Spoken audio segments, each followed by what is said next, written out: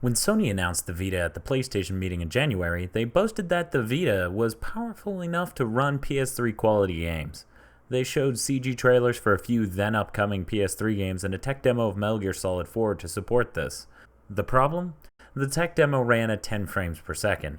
Forgive me if I'm not sold. Since January, however, we've seen many more games and learned a great deal more about the system's specifications. Now is the best time so far to decide, is the Vita powerful enough to run PS3 quality games?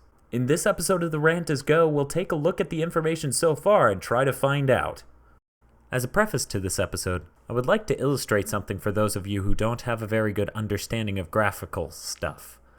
Polygons in video games are exclusively triangles that comprise all 3D objects in the game. The more polygons you have on screen, the more physical detail you can put into an object. Fill rate is the rate at which a graphics chip can color pixels. A gigapixel is 1 billion pixels. Fill rate can be drained by advanced graphical techniques like anisotropic filtering, anti-aliasing, so on and so forth. So there's a very vague and brief preface to this episode, so let's get started. We don't have all the information on the Vita yet, but here's what we do know. The Vita's GPU, which is charmingly named the SGX 543 MP4, is rated at being able to produce 134 million polygons per second and has a fill rate of 4 gigapixels per second. Compare those numbers to the PS3 and you'll notice something very interesting.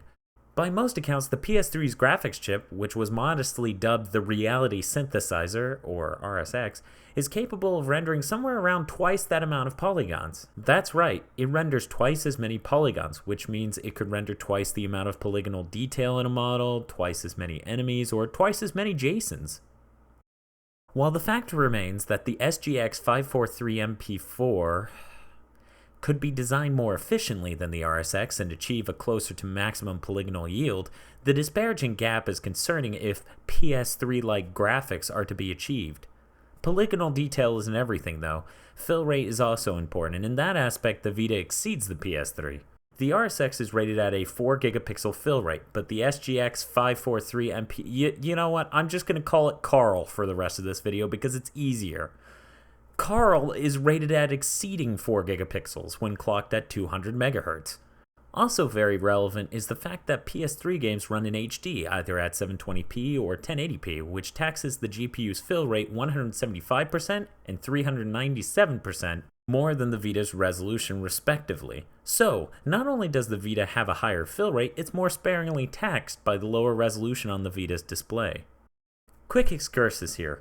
Very few PS3 or 360 games actually run at 720p or 1080p. They actually run at a lower resolution and scale up to that size before they send the signal to the TV. It sucks, but there are some games, like those made by Housemarque, that do run at true 720p or 1080p resolutions without any scaling. Back on topic. Carl exceeds the RSX marginally in raw fill rate, but in practice should substantially outpace it due to the lower resolution.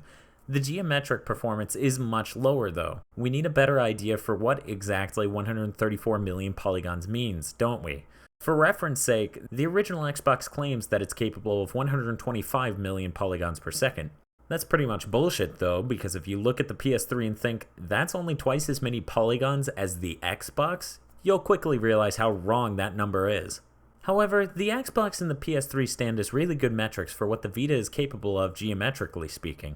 The Vita resides somewhere between the two, but is definitely not as enabled as its older brother. The last detail I can discuss is the RAM space for the Vita. It's been formally announced that the Vita has 512 megabytes of system RAM and 128 megabytes of VRAM.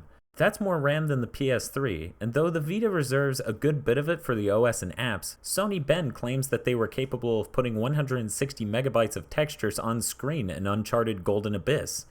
This is astonishing considering that this is a first-generation Vita title, and the PS3 can only hold 256 megabytes of graphical assets total for its games. Developers will continue to push the Vita, and I think that by the third generation of games we may see even better usage of the Vita's RAM than the PS3 is capable of.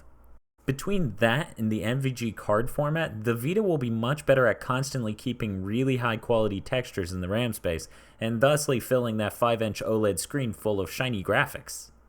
Here are some conclusions we can come to. The Vita is geometrically inferior to the PS3, but shows great promise in the categories of fill rate and texture quality. Though it will probably never stand pixel to pixel with Killzone 3, it will definitely approach a quality approximate thereof, which is astonishing because, in case you forgot, it's a portable. Good God! I digress. The inferior polygon count isn't that much of a deterrent for PS3 quality games, as some games that would be insanely awesome on the Vita don't have that high of a polygon count to begin with. I'm looking at you, Borderlands. Seriously though, when the hell is Gearbox going to announce Borderlands 2 for the Vita, and that it features crossplay with the PS3?